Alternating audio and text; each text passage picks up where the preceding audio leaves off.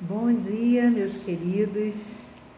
Seguimos juntos nesse propósito do nosso jejum de 40 dias e hoje é o nosso 36º dia. Estamos na reta final e Deus me levou a pensar sobre aquilo que às vezes começa mal, pode terminar bem. Como será que nós estamos terminando esse nosso período de jejum?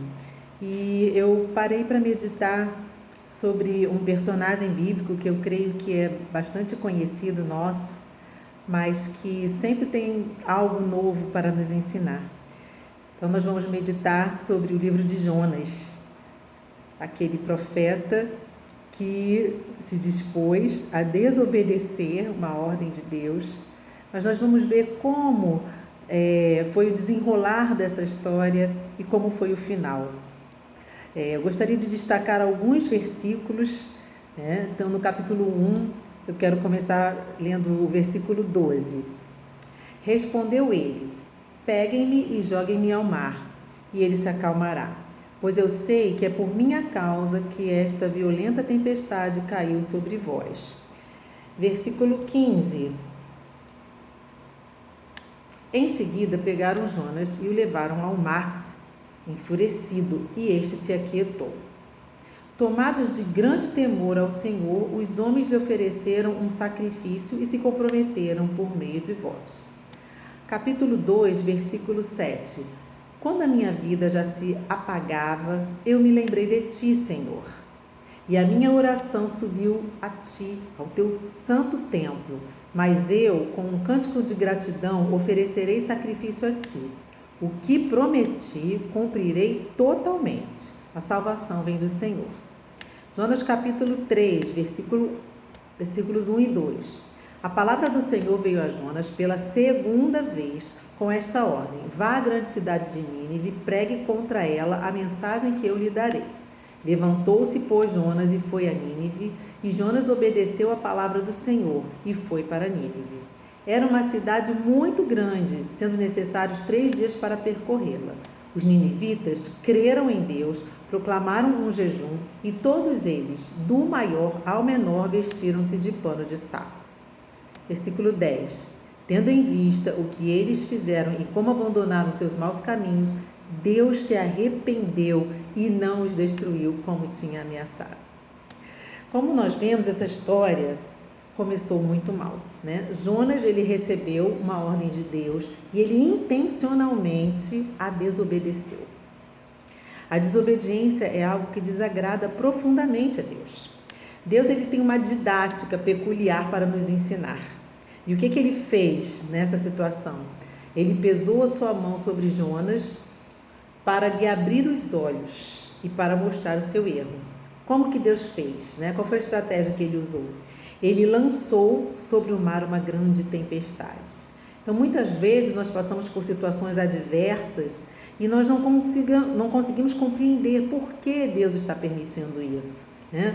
E Deus, em várias situações, Ele quer nos tirar do conforto, ou nos tirar da acomodação, ou da fuga, ou da rebeldia. Enfim, Ele quer nos tirar de alguma situação que não agrada a Ele. O que começou mal pode terminar bem. Então nós vamos ver alguns passos que foram seguidos por Jonas para que essa história que começou tão mal terminasse bem, tivesse um final feliz. Primeiro passo: Jonas assumiu a sua culpa. Capítulo 1, versículos 12, 15 e 16, como eu li para vocês. Ele falou para aqueles homens, né, naquela embarcação, que a culpa era dele, daquele temporal, daquela tempestade. E os homens o jogaram ao mar. E o mar se acalmou e eles louvaram a Deus. Então, o primeiro passo: assumir a sua culpa.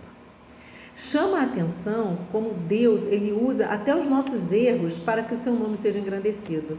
Porque aqueles homens, quando eles viram que o mar se acalmou, ao lançarem Jonas ao mar, eles louvaram ao Deus de Jonas, ao Deus, o Criador, o único e verdadeiro Deus. Então Deus, ele usa essas situações até para engrandecer o seu nome.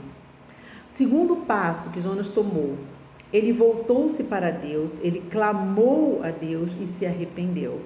Então, ali no ventre daquele peixe, né, ele orou, ele falou com Deus e ele disse que iria cumprir a ordem de Deus. Então, é muito interessante isso, quando a gente comete um erro, Deus envia, né, alguma estratégia, algo que possa mexer, né, despertar, e às vezes o que acontece? A gente se volta contra Deus, ou a gente desanima, a gente se afasta mais dele, mas não foi isso que Jonas fez, né? Ele voltou-se para Deus, ele clamou a Deus. Então esse é o segundo passo que nós temos de assumir para que a situação seja transformada. Terceiro passo que Jonas assumiu, tomou uma atitude de obedecer a Deus. O texto diz que levantou-se Jonas, foi a Nínive. Ele proclamou a palavra que Deus lhe ordenara.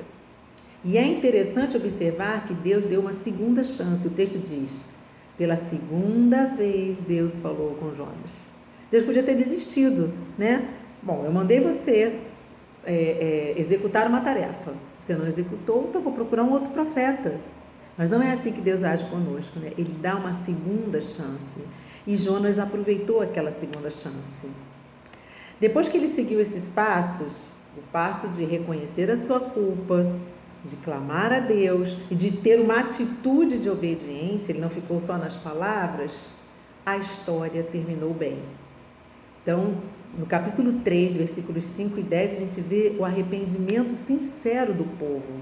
E a gente vê que essa atitude dos ninivitas tocou e moveu o coração de Deus. E Deus desistiu de destruí-los. Então, a história que começou tão mal, terminou perfeitamente bem. Houve uma restauração daquele povo. É claro que você pode dizer, mas o texto depois mostra, né, que Jonas se voltou contra Deus, Jonas não gostou daquilo que aconteceu, mas isso não impediu o final feliz, né, porque ele seguiu aqueles passos. Embora ele tenha tido essa atitude depois, isso foi algo que veio posteriormente. Mas aquela história que começou mal, terminou bem, porque Jonas se arrependeu, clamou ao Senhor e teve a disposição de obedecer.